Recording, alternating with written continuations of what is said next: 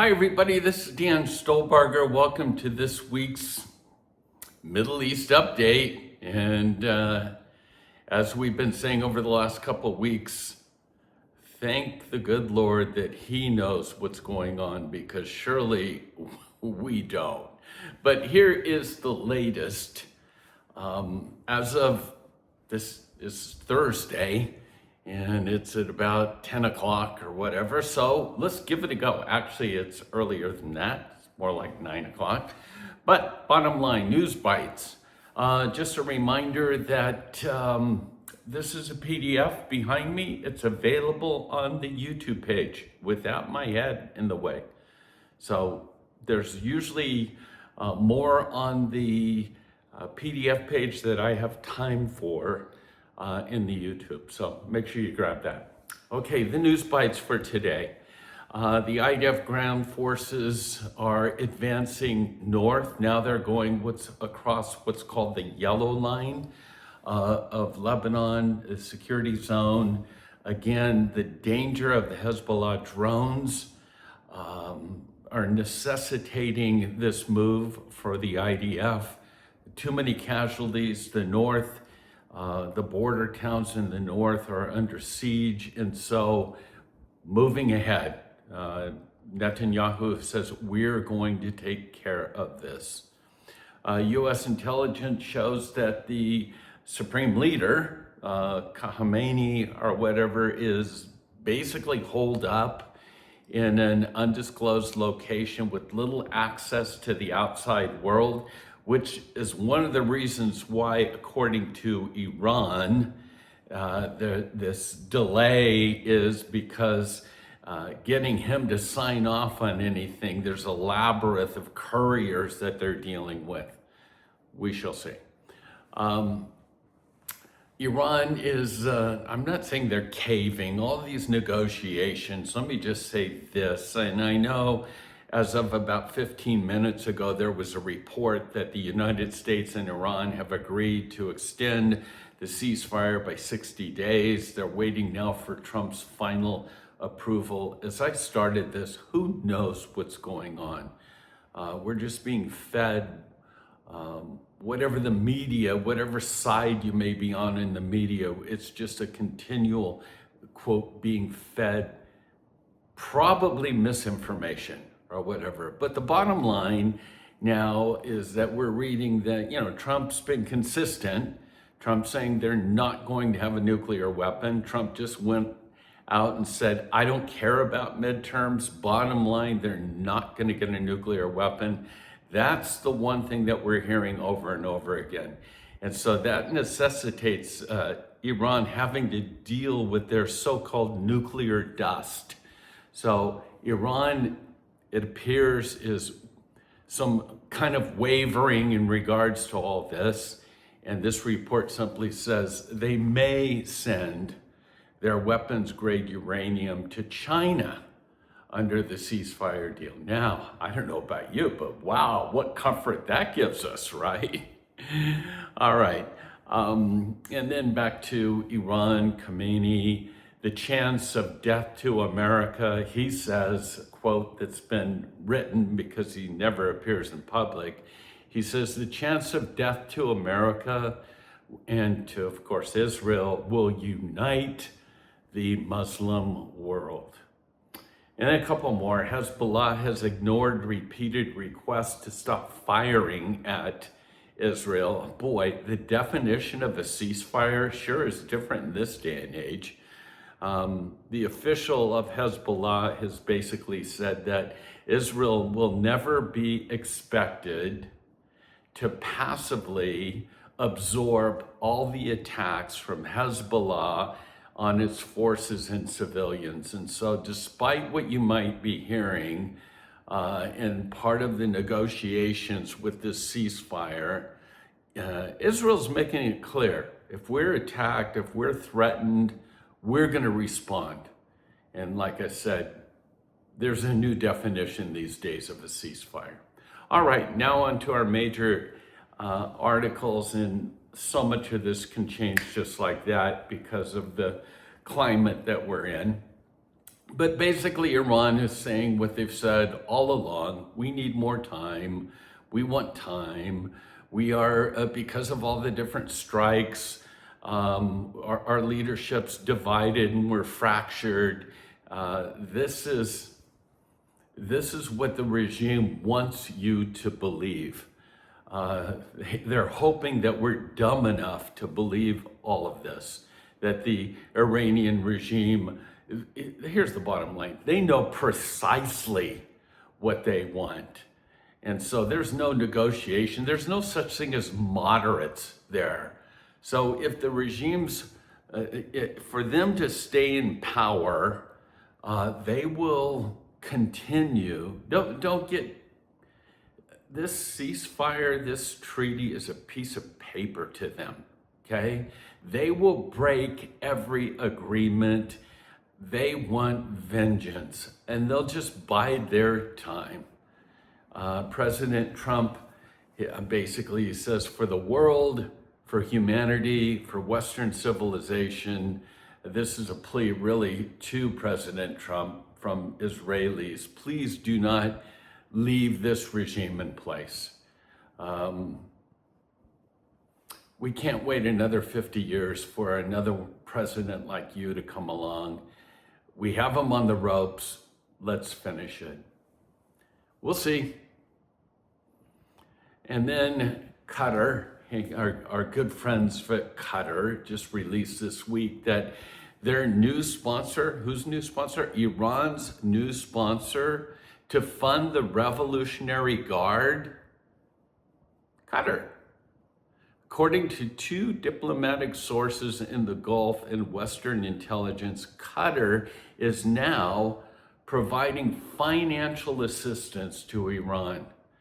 So it's no big surprise that in the incidents that have been part of this ceasefire, where we know that rockets have been launched against the United Arab Emirates, Saudi Arabia, that sort of thing on one occasion, the one country that's not being targeted, the ones that given money to the IRGC, Qatar has not been targeted. No big surprise there. We cannot trust Qatar in any way. And then an article that I'll give to you that's just entitled Mr. President. It goes back to what I'm saying, can we finish this or not?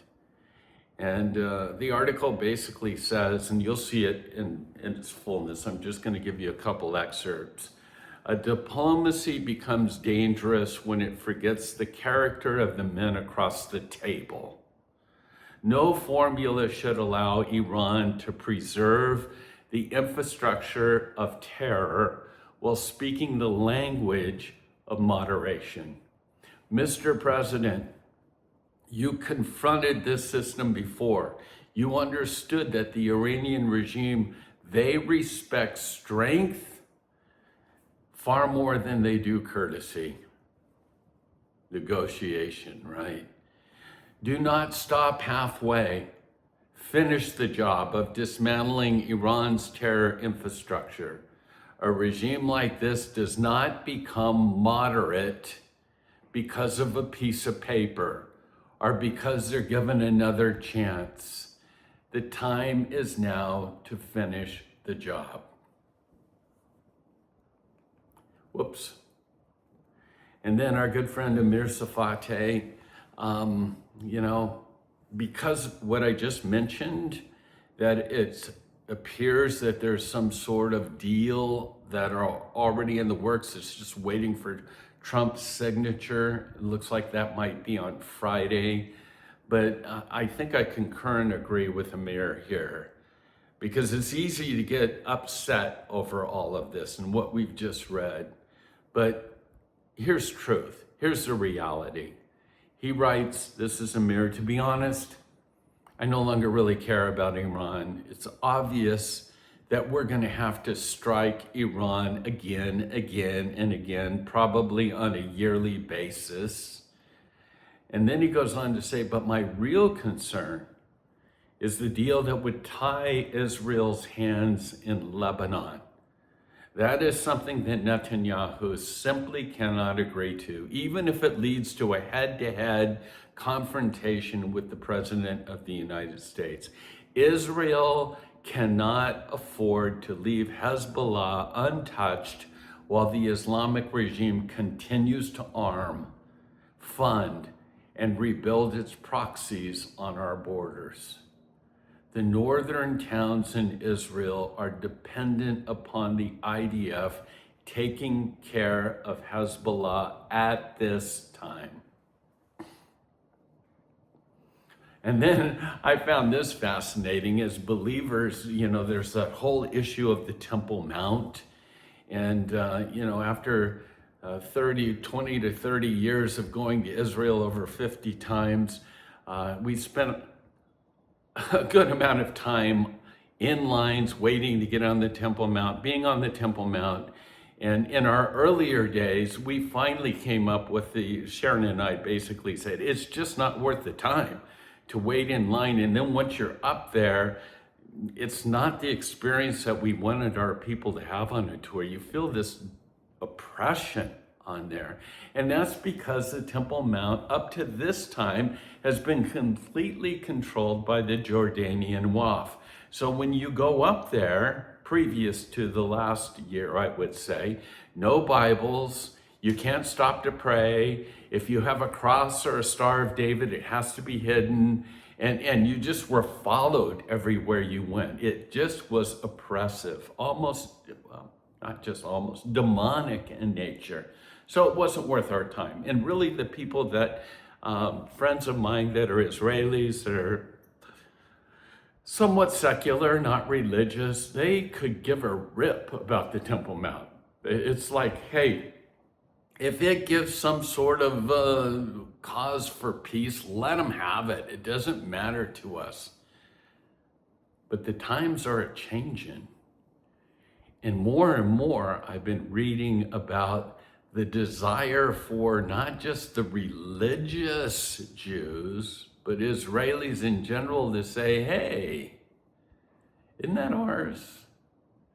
And then there's that soul movement of the rebuilding of the different, if we look at it through prophetic and biblical lenses, we know the day's going to come that there's going to be a Jewish temple back on the Temple Mount, the third temple. And so when I read this article, I thought, wow, who could have imagined this? Even 5 years ago, I could not imagine this. But this was just out this week. The Trump administration and Israel are working on a plan to replace the Jordanian Waqf's custodianship over the Alaska, the Temple Mount area, the compound in Jerusalem, with a new arrangement that would expand Jewish prayer rights at the site, according to a report that was just published on Monday.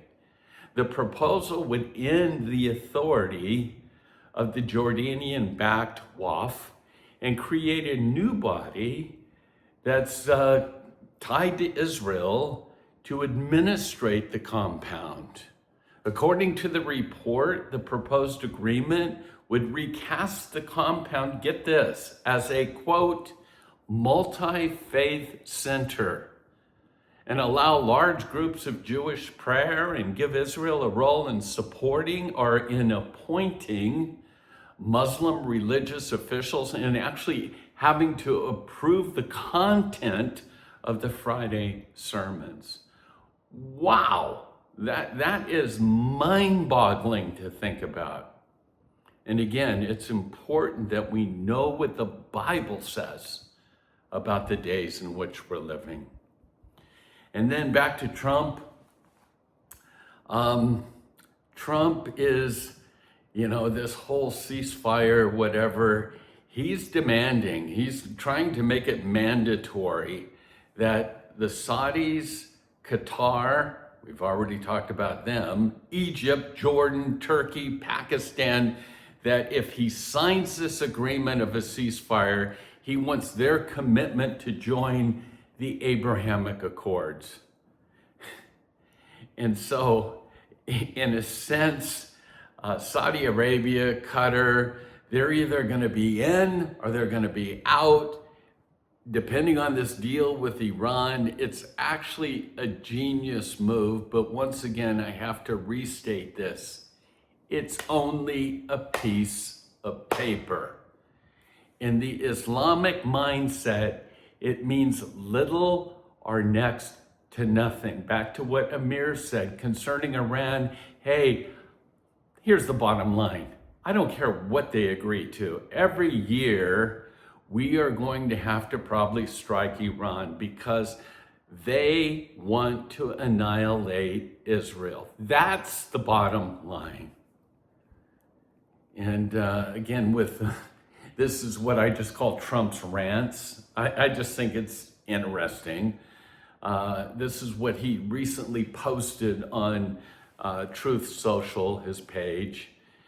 He says, if Iran surrenders, if it admits the Navy is gone, resting at the bottom of the sea, and then the Air Force is no longer with us, and if their entire military walks out of Tehran, weapons dropped, hands held high, even shouting, I surrender, while wildly waving the white flags, and if their entire remaining leadership signs all the necessary documents of surrender and they admit their defeat to the great power and the force of the magnificent USA, the failing New York Times, the China Street Journal, which is what he refers to as the Wall Street Journal, and now even the irrelevant CNN and all members of the fake news media will headline all of that by saying, quote, Iran had a masterful and a brilliant victory over the United States of America. It wasn't even close. And then again, his new phrase, the Democrats and the media have totally lost their way. They've gone absolutely crazy. I'll let you form your own opinion about that. And then again, back to biblical prophecy. I know I'm going over a bit today, but I think it's important, especially where we're standing at this moment. Biblical prophecy, and this is from our friend Amir once again, was never given to make us passive. It was given for us to be prepared, discerning, steadfast, faithful. Our world is growing darker and it's more evil, and Scripture's clear that we can't grow weary in well-doing in this season. We cannot lose heart.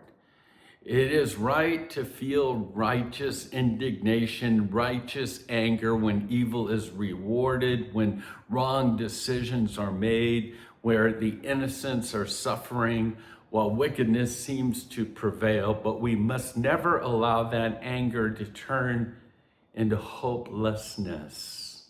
More than ever, the signs are all around us, yet those signs were never meant to fill us with fear, but with expectation, because look up, my friends, our redemption is drawing near.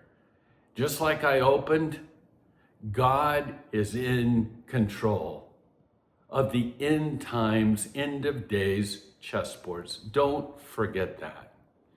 And then finally, bottom line, we're now done. Here's the bottom line. There can be no good deal with Iran, with any jihadist regime that openly sponsors terrorism across the Middle East. They brutalize their own people, and they call for the destruction of Israel, and they continue to chant what?